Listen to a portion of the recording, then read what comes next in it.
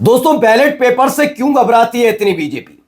जब जब सवाल चुनाव आयोग से पूछा जाता है तो ये बीजेपी के प्रवक्ता क्यों आते हैं डिफेंड करने के लिए? आज इसकी कहानी दिखाऊंगा, खबर दिखाऊंगा पुख्ता सबूतों के साथ। दरअसल बैलेट पेपर का मतलब ये समझ जाते हैं कि चुनाव हारना तय है। कुछ हाल ही में ऐसा हुआ है और महीने, 2 महीने, 10 दिन, 20 दिन, 25 दिन पहले की खबर नहीं है, 1 दिन पहले की खबर है, जिसमें बैलेट पेपर पर भारतीय जनता पार्टी को जनता ने क्रॉस कर दिया। हालत खराब हो गई है।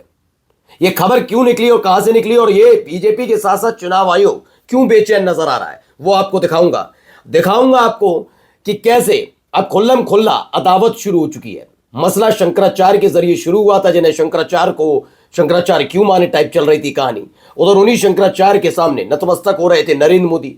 अब खेल दूसरा है, दिल्ली की सरकार कुछ नहीं करती। जी हां, बीजेपी की रेखा गुप्ता की सरकार, मैं नहीं कह रहा, भारतीय जनता पार्टी के एक दिग्गज नेता और एक प्रदेश के मुख्यमंत्री ने ऐलान कर दिया कि कैसे बर्बाद कर दी गई दिल्ली। और तो और दिखाऊंगा, सेवा तीर्थ के नाम पर ज्ञान की पंजीरी बांटी जा रही थी, लेकिन सवाल पूछा गया तो मुंह छोटा सा हो गया। एक सांसद हैं जो दिन रात देश से ज्यादा मोदी और शाह की चिंता करते हैं, वो खुल्लम खुल्ला कह रहे हैं कि सवाल नहीं पूछ सकते आप। नरेंद्र मोदी से तो कतई कोई सवाल पूछा ही नहीं जा सकता। और इसके अलावा भी कई महत्वपूर्ण खबरें हैं, बीजेपी के नेताओं की करतूत भी दिखाऊंगा। नमस्कार, मैं हूं प्राज्वल गौतम और आप देख रहे हैं the live TV. The live TV, सच सबसे आगे। सबसे पहले जरा इस खबर पर गौर करिएगा। वैसे ये नतीजे बदले और ये 1500 से ज्यादा सीटें आई इसमें। तेलंगाना में स्थानीय चुनाव हुआ, बैलेट पेपर से चुनाव हुआ, सब जानते हैं। अच्छा देखिए, इससे पहले महाराष्ट्र में भी चुनाव हुआ। आप कहेंगे महाराष्ट्र में भी तो बैलेट पेपर से हुआ, तो वहां कैसे जीत गई बीजेपी? तो वहां की और यहां की स्थिति मैं बताऊंगा, लेकिन पहले ये समझिए, यहां बैलेट पेपर से चुनाव होता है। नतीजा देखिए, कांग्रेस 1347 नहीं है, 15 समथिंग है, 1500 से ज्यादा सीटें। बीआरएस 714, बीजेपी 261 बताइए और अदर्स 259, माफी चाहूंगा। ये तमाम चीजें निकल कर आई। तेलंगाना में हालत खराब होगी चूंकि बैलेट पेपर वाला मामला था। आपने तेलंगाना में नहीं सुना होगा कि हमारे 100, 200, 300 निर्विरोध चुन गए, ऐसे नहीं। जबकि महाराष्ट्र में इनको मालूम था बैलेट पेपर चुनाव हो रहे हैं, इनकी हालत खराब होगी, तो 100 से ज्यादा निर्विरोध चुने। यानी वो सामने वाले को बैठा दो, उसके अंतरात्माओं को जगाओ, कैसे जगाई जाती है सबको पता है। क्योंकि उनको मालूम था बैलेट पेपर से अगर नतीजा आएगा तो भारतीय जनता पार्टी की हालत महाराष्ट्र में खराब हो जाएगी। तो निर्विरोध वाला खेल जो लोकसभा से खास तौर पर इन्होंने शुरू किया, वो यहां पर भी जारी रहा। इसलिए महाराष्ट्र में ये जीते, वरना अगर वो निर्विरोध 100 हटा दीजिए और बैलेट पेपर वाला नतीजा आप देख लीजिए, हालत खस्ता। अब यही तेलंगाना में यही हुआ, बैलेट पेपर से इसीलिए भारतीय जनता पार्टी घबराती है और चुनाव आयुक्त जो कृपा पात्र हैं वो कैसे इसको लिया है। जरा हमारे मुख्यमंत्री जी की बात जरा सुनिए, बहुत गंभीर विषय पर उन्होंने बातचीत की है, जरा सुनिए। उपयोग मत करिए, ये नुकसानदायक है। देख रहे हो ना क्या दिल्ली में घुटन भरी जिंदगी हो गई है, ऐसे लगता है जैसे गैस चैम्बर में हो। एयर क्वालिटी इंडेक्स में 400 से ऊपर, दम घुटता है, आंखों में जलन होती है, सांस लेने में दिक्कत होती है।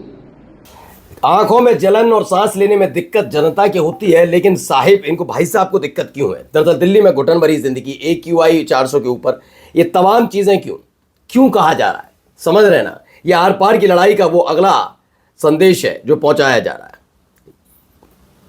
देखिए, उन्होंने कहा, अभिषेक बताया, दिल्ली बनाम लखनऊ के 1000+ AQI वाले साक्षात गैस चैम्बर का दर्शन कीजिए। आप चाहे तो उसे सुनते हुए अपनी नाक पर बटेंगे तो कटेंगे ब्रांड वाला मास्क भी चढ़ा सकते हैं। एक बार तो मुझे लगा जैसे अरविंद केजरीवाल गोरखपुर से भाषण दे रहे हैं, बिल्कुल सही लिखा है इन्होंने। अब आते हैं, भारतीय जनता पार्टी का एक ट्वीट निकल कर सामने आया। अब ट्वीट किया है तो क्या लिखा है?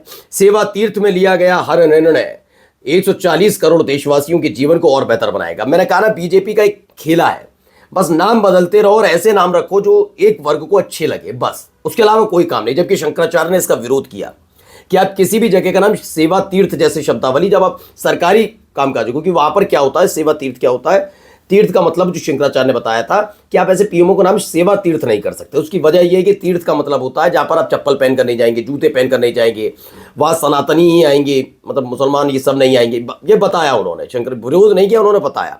आप चूंकि सेवा तीर्थ पीएमओ में खाना खाने के लिए कैंटीन वगैरह, तो वहाँ नॉनवेज नहीं परोसा जाएगा, पूरा शुद्ध शाकाहारी होगा, प्याज का इस्तेमाल नहीं होगा, ये तमाम चीज़ें होती हैं, उसे तीर्थ कहा जाता है। लेकिन आंखों पे कुछ लोगों ने पट्टी बांधी है, वो नहीं समझ पाए। लेकिन अब देखिए इसमें क्या लिखा है। आईपी सिंह तीर्थ हिंदुओं के लिए एक पवित्र स्थान होता है, इसकी तुलना एक ऑफिस से करना सनातन धर्म और संस्कृति का घोर अपमान है। और ये पट्टी उतर रही है। खैर ये इस इधर जरा सुनिए। अब ऐसे ऐसे लोग भी होते हैं, जरा इनका ज्ञान सुनिए। भाई का तो मुझे ज्ञान ही अच्छा लगता है। उनका कहना है कि चूंकि मैं नरेंद्र मोदी से सवाल पूछता हूं, उनको चैलेंज करता हूं, इसलिए ये सब लोग मेरे पीछे पड़े रहते हैं। नरेंद्र मोदी से क्या सवाल पूछेंगे? नरेंद्र मोदी तो सवाल से ऊपर हो गए हैं। बताइए क्या ये लोग हमारे देश के सांसद हैं, नरेंद्र मोदी क्या सवाल पूछेंगे? यही इनकी, नहीं निशिकांत दुबे ने गलत नहीं कहा है, यही इनकी मनोदशा है कि आप कोई सवाल नहीं पूछेंगे सवाल।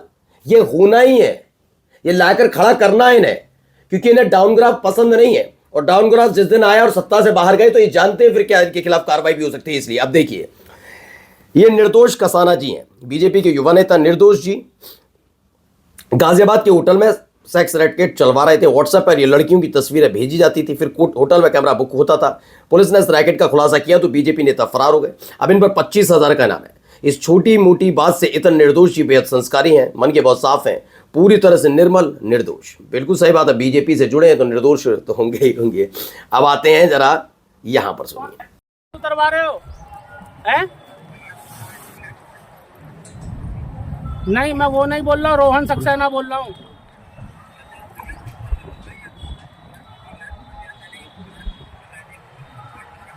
नहीं, क्यों जा रहे हैं ये? क्यों मतलब पार्क में कोई इनका कोई मतलब शादी हो गई जो ये बैठेंगे जाके?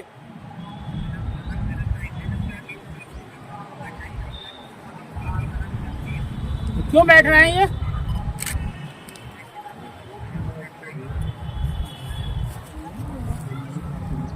जाओ घर अपने।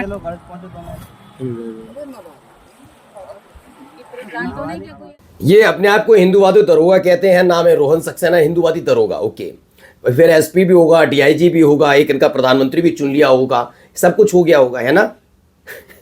क्या गजब का लॉजिक चला। प्रदेश है ये, उत्तर प्रदेश है बाबू, ये बीजेपी शासित राज्य है। यहां जरा सुनिए इनकी हरकतें सुनते चलिए, इसी आदमी की जरा। हाँ भाई बनेंगे, मेरे भाई बनेंगे। बेटा तुम की बात अच्छी बात है, तुम दो तुम और भाई बहन भाई की बात। आप क्या सोच रहे हैं? नहीं हम गलत नहीं सोच रहे, हम तो भाई बहन मानते हैं। कोई बात, अच्छी बात है, बांधो बांधो। हाँ बहन की तरह आपको क्या लग रहा है? कुछ नहीं आपने गलत ही सोच रहा है, गलत ही रिश्ता हो रहा है। चलो बांधो बांधो, कोई बात। ये तो बहुत अच्छी बात है, आपको गलत ही लगा होगा। ये देख के हमें अच्छा लगा। हाँ तो तुम्हें अच्छा लगने के लिए क्यों करें? कौन हो तुम हो लफंगे। कहाँ मुरादाबाद का, ये लफंगे हैं सारे के सारे, इन पर कोई काम धंधा है? वो देखो खड़ा हुआ दाढ़ी, हमें अच्छा लगा। कौन हो तुम? तुम्हें अच्छा लगाने के लिए करेंगे? बदतमीजियां देखिए, मुंह पर जब लताड़ पड़ी तो है हंसी ठिठोली चल गई। अब खबर क्या है? खबर है कि सुप्रीम कोर्ट में हेट स्पीच पर सुनवाई। हेमंत बिस्वा शर्मा, योगी आदित्यनाथ, पुष्कर सिंह धामी पर नफरती भाषण के आरोप हैं। सोमवार को इसको लेकर सुनवाई होनी है। बस क्या आदेश आता है या फिर क्या सुनवाई के दौरान होता है, ये जब अपडेट आएगा हम आपको बताएंगे। क्योंकि लगातार पहला तो 2025 में जो बयान ऐसे दिए गए जो बाकी संविधान को चुनौती देते नफरती भाषण, उसमें सबसे नंबर 1 नाम पुष्कर सिंह धामी का ही था। योगी आदित्यनाथ के बयान सब जानते हैं। और हाल ही में भाई मेरे भाई ने अव्वल लाने के लिए सारे रिकॉर्ड तोड़े हैं, वही हमारे हेमंत बिस्वा शर्मा। तो इसलिए इनको सम्मानित करने के लिए भेजा जाएगा, इसलिए याचिका वाचिका दाखिल की गई है कि भैया करो। देखते हो सुप्रीम कोर्ट से जो आएगा फैसला, वो भी आपको सुनाएंगे। अब आइए जरा यहां देखिए यहां क्या होगा। हाँ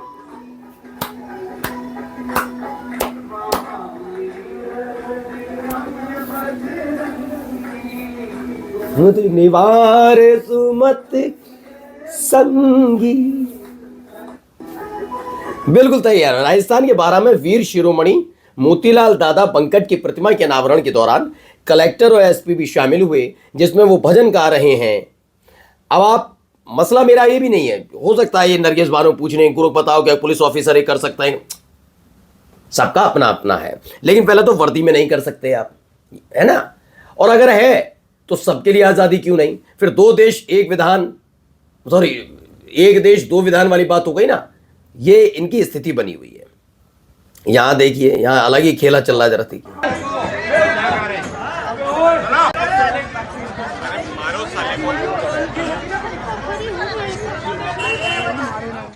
तो यहाँ ना कोई मुस्लिम ना कोई ब्राह्मण जो थे पुजारी, उन्होंने एक यादव जो जाति के आधार पर जा रहे हैं, लेकिन मैं बता रहा हूँ, इन्होंने एक भक्त को डंडा मार दिया। रिटायर्ड आर्मी कैप्टन है कुशेंद्र यादव, उनसे मारपीट कर दी। और ये सब कहाँ हो रहा है?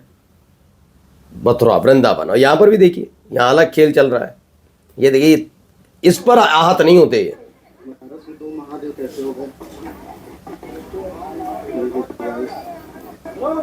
महादेव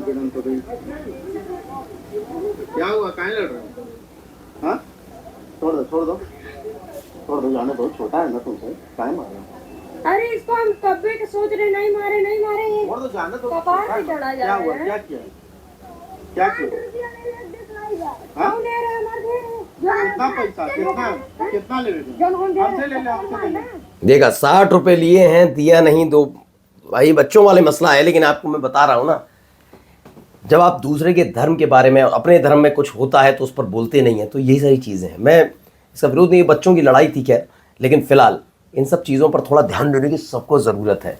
बस दूसरा कुछ गलती से कर दे तभी आहत होती है इनकी भावनाएं। नमस्कार।